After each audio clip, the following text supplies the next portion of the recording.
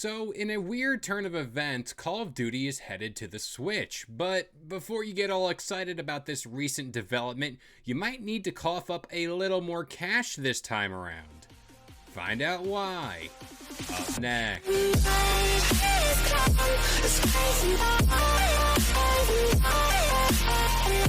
What up, guys? This is Kalo, and I'm here to give you the lowdown on all things gaming. And if you're new here, feel free to subscribe to this channel for weekly video game news content. So, we got a little bit of a half and half episode for you guys today, but both stories center around Xbox and Nintendo. So, for our first story, let's talk about Call of Duty coming to the Nintendo Switch. The boss man himself, Phil Spencer, tweeted the news stating, Microsoft has entered a 10-year commitment to bring Call of Duty to Nintendo following the merger of Microsoft and Activision Blizzard. Microsoft is committed to helping bring more games to more people however they so choose to play.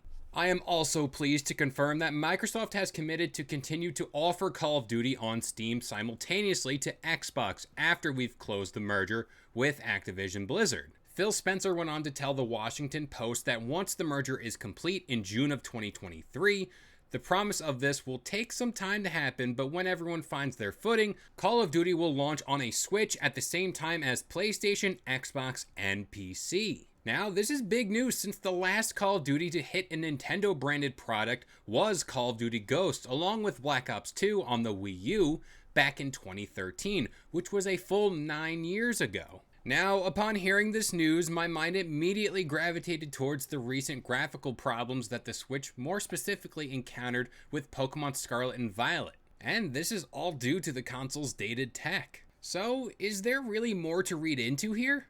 Personally, I believe this could signal a potential Switch successor coming fairly soon, maybe in time for the next Call of Duty. Let's be honest, that Switch can barely run Pokemon. What makes you think it's going to run Modern Warfare 2?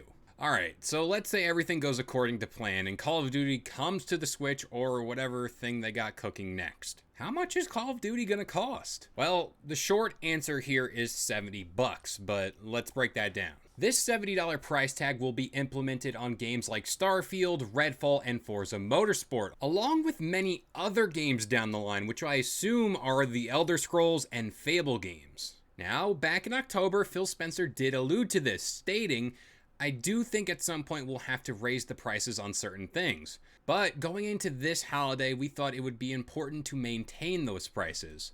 We've held price on our console, we've held price on our games, and our subscription.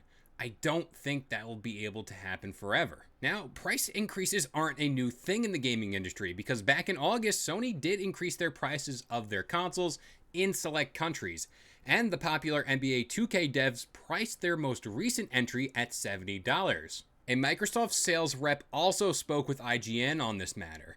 This price reflects the content scale and technical complexity of those titles. Now, the $60 price point for most games has been the norm for the past 15 years, which was right around the PS3 and Xbox 360 era. To be fair, since then, development costs of games have gone way up and are more expensive than ones released back in the day. But I do know one thing, I sure as hell wouldn't want to be a Microsoft, let alone any of these devs releasing a game at $70.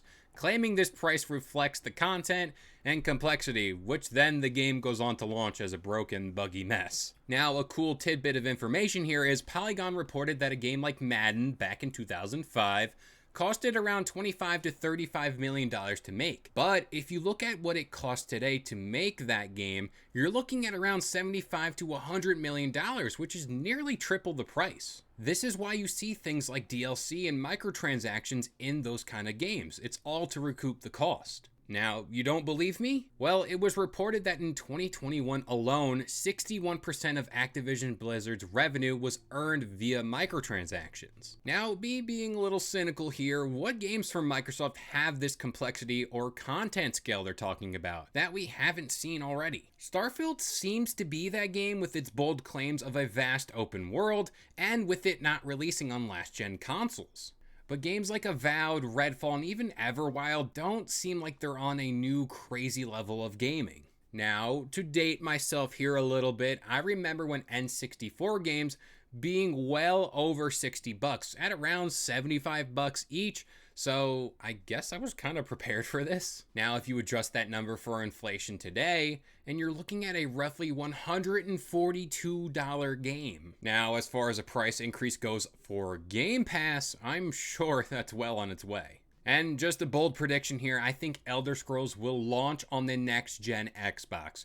Potentially because I don't see it getting done until the next 3 or 4 years, which would be just around 2026, 2027. So a price increase there would make sense. So with all that being said, I'm going to pass this question off to you. First of all, how do you feel about a price increase, and do you trust devs to release a game that is so complex and jam-packed with content? Me personally, I really don't, given all these AAA games that have been released with all these bugs, glitches, and everything. Just nail a basic launch, please. But that about does it here. I've been Kalo. I gave you the lowdown on all things gaming, and if you're new here, feel free to subscribe to this channel for weekly video game news content, drop a like on the video, and I'll see you guys next time.